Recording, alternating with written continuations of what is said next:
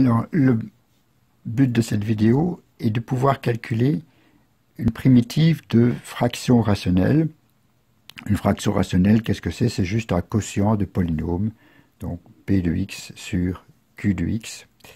Et nous allons nous en tenir au cas où le degré du numérateur est strictement plus petit que le degré du dénominateur. Quand ce n'est pas le cas, il y a moyen de se ramener à ce cas-là. Alors, quelques étapes pour arriver à cela. La première chose, voici pour mon exemple fil rouge x sur 3x carré plus 5x plus 2. La première chose est de factoriser autant que possible le dénominateur.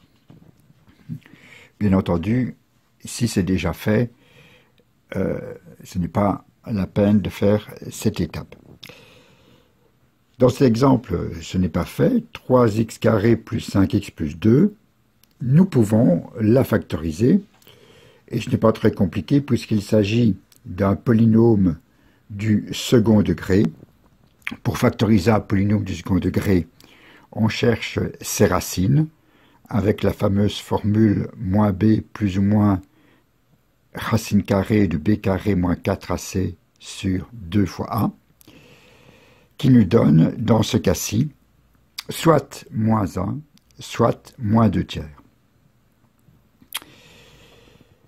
Bon à savoir, d'une manière générale, si un polynôme ax carré plus bx plus c a deux racines, r1 et r2, eh bien ce polynôme peut s'écrire sous la forme x moins r1 fois x moins r2 fois a, à ne pas oublier d'ailleurs.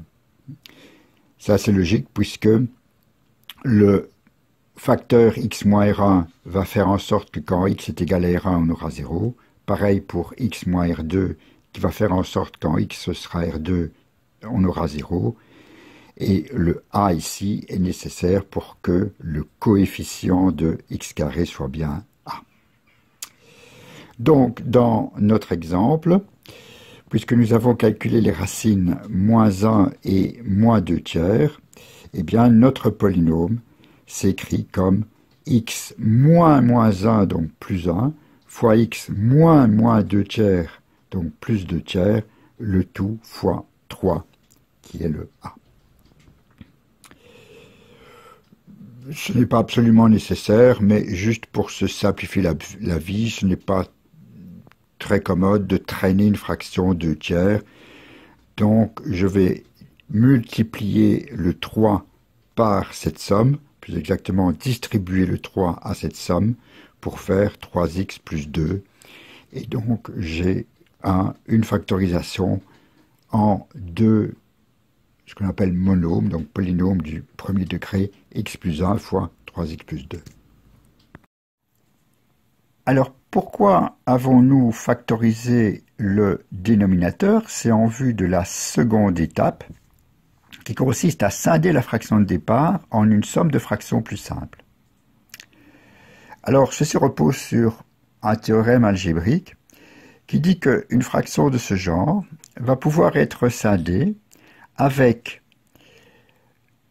une première fraction où le dénominateur sera le premier facteur du dénominateur de la fraction originale et la seconde fraction aura pour dénominateur le second facteur du dénominateur de la fraction originale. Au numérateur, on a un polynôme de degré de 1 inférieur au dénominateur. X plus 1 de degré 1. Au numérateur, on met donc une constante parce que on doit mettre un polynôme de degré 0. Pareil ici, 3x plus 1 est de degré 1, donc au numérateur, je mets un polynôme de degré 0, soit une constante. Cas particulier un peu plus délicat, c'est lorsque ma factorisation m'a donné un carré d'un polynôme du premier degré. Alors là, dans la fraction scindée en deux fractions, je ne mets pas 2 fois x plus 1, mais une fois x plus 1 d'abord, et une autre fois x plus 1 au carré. Si là j'avais du degré 3, bien je mettrais un x plus 1 au carré et un x plus 1 exposant 3. Au numérateur, toujours un polynôme de degré de 1 inférieur au degré de x plus 1, soit une constante, un polynôme de degré 0, a et b. Alors, il arrive parfois qu'on ne puisse pas factoriser le dénominateur jusque des polynômes de degré 1. Ici, ça a été fait avec x plus 1 et 3x plus 2. Ici, ça a été fait avec x plus 1, mais qui est au carré. Mais lorsque, comme ici, j'ai un polynôme x carré plus 1 qui n'a pas de racine, je ne peux pas le factoriser en deux polynômes de degré 1. À ce moment-là, j'applique le même principe, c'est-à-dire que je vais scinder en deux fractions avec le premier facteur du dénominateur de la fraction originale qui va venir comme dénominateur de la première fraction, et pareil pour le deuxième facteur. Mais au numérateur, au-dessus de x carré plus 1, qui est un polynôme de degré 2, je mets donc un polynôme de degré 1, parce que 2 moins 1, ça fait 1, et un polynôme de degré 1, ce n'est plus une constante, c'est un polynôme du type ax plus b. En fait, on ne peut pas se tromper parce qu'on aura toujours autant de constantes que le degré du dénominateur original. Ici, degré 2, 2 constantes. Ici, degré 2, 2 constantes. Ici, degré 3, parce qu'il y a du x carré fois du x, degré 3. Donc, 3 constantes, A, B et C. Alors, il ne suffit pas de faire ça, il faut encore déterminer les constantes A, B, voire C. Alors, pour trouver ces constantes, on va d'abord réduire au même dénominateur. La somme de fractions qui est là devient celle-ci, en multipliant A par 3x plus 2 et B par x plus 1. J'ai au final un polynôme divisé par le produit x plus 1 fois 3x plus 2. Cette fraction-là, qui est donc cette somme-ci, doit être la fraction originale. Mais la fraction originale et cette fraction-là ont le même dénominateur, donc pour qu'on ait l'égalité, il faut forcément que les numérateurs soient égaux. Les numérateurs x et tout ceci doivent être égaux, et doivent être égaux en tant que polynôme, c'est-à-dire qu'on doit avoir l'égalité pour tout x. Le fait qu'on doit avoir l'égalité pour tout x nous permet relativement facilement de déterminer quel doit être le a et le b. La façon la plus simple dans ce cas-ci, c'est de se dire que si ça doit être vrai pour tout x, en particulier, ça doit être vrai pour moins 1. Alors pourquoi moins 1 m'intéresse-t-il particulièrement? Parce que quand je remplace x par moins 1 ici, moins 1 plus 1, ça fait 0. Et du coup, en remplaçant dans toute l'égalité chaque x par moins 1, j'obtiens une simple égalité, moins 1 est égal à a fois moins 1 plus b fois 0, c'est-à-dire moins 1. Si moins 1 est égal à moins 1, c'est que a est égal à 1. L'autre x qui nous intéresse, c'est moins 2 tiers, parce qu'en remplaçant x ici par moins 2 tiers, on va obtenir cette expression qui va donner 0, et ça va simplifier la chose. Je remplace x par moins 2 tiers, pareil ici, pareil ici. Ceci fait 0, il me reste moins 2 tiers est égal à 1 tiers de fois b. Si moins 2 tiers est égal à 1 tiers fois b, je fais passer le 3 à droite et j'obtiens b est égal à moins 2.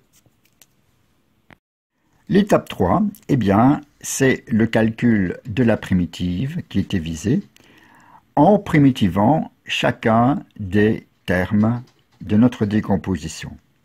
En effet, la primitive de ceci devient donc la primitive de ceci, mais la primitive d'une différence, c'est la différence des primitives, pareil pour une somme. Donc j'ai deux primitives à faire, celle-ci et celle-ci. Alors, ces deux primitives sont nettement plus faciles à faire que la primitive de départ. Il s'agit simplement d'une constante divisée par un polynôme du premier degré. Et pour cela, la formule à avoir gardée en tête, c'est que la primitive de u' sur u, c'est le logarithme de u, en valeur absolue pour être tout à fait précis. Ici, la primitive de 1 sur x plus 1, 1 c'est justement la dérivée de x plus 1, donc j'ai bien du u' sur u, donc c'est le logarithme de u qui est x plus 1. Pour la primitive de 2 sur 3x plus 2, c'est un tout petit peu plus compliqué, mais pas beaucoup, parce que la dérivée de 3x plus 2 n'est pas 2. La dérivée de 3x plus 2, c'est 3. Qu'à ça ne tienne. J'ai 2, mais je voulais 3. Ça fait rien. Je vais mettre 3 à la place de 2. Mais évidemment, je dois compenser en multipliant par 2 tiers, parce que 2 fois 3 divisé par 3 va donner 2, qui est ceci. Donc je ne change rien en faisant ceci. Le 2 tiers qui est en facteur constant peut sortir de la primitive. Et il me reste, évidemment j'ai fait exprès pour, une primitive du type la dérivée de 3x plus 2, 3, divisé par 3x plus 2. Je retombe sur la primitive de u' sur u, qui est logarithme de u, donc logarithme de 3x plus 2. Je n'oublie pas qu'il y a le 2 tiers ici, qui vient de ce facteur-là, qui a été introduit. Je n'ai plus qu'à faire la différence de ces deux choses, et j'obtiendrai la primitive de cette fonction, qui est donc ceci. À constante près. Pour être tout à fait rigoureux, je devrais dire à constante au pluriel, parce que le domaine n'est pas connexe, il y a des trous dans le domaine, moins 1 et moins 2 tiers, mais c'est un détail. Pour, disons, simplifier, je peux encore me rappeler que un facteur devant un logarithme peut passer dans le logarithme en devenant exposant, et enfin que le logarithme de a moins le logarithme de b, c'est aussi le logarithme de a sur b.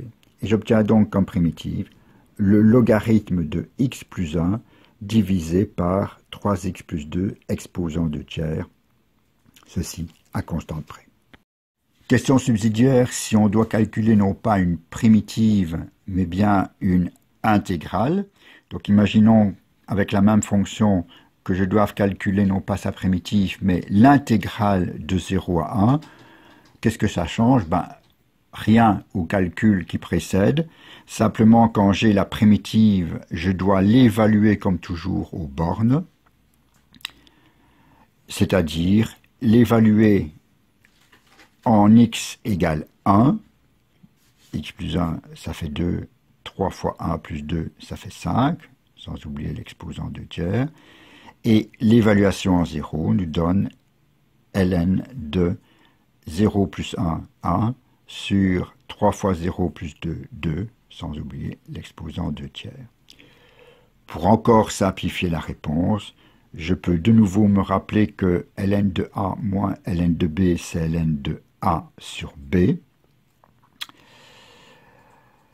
Divisé par cette fraction, c'est aussi multiplié par 2 exposant 2 tiers, ici. Et donc, ça donne ceci. Et là, je peux prendre ma calculatrice si j'ai envie de connaître la valeur numérique qui est à peu près 0,08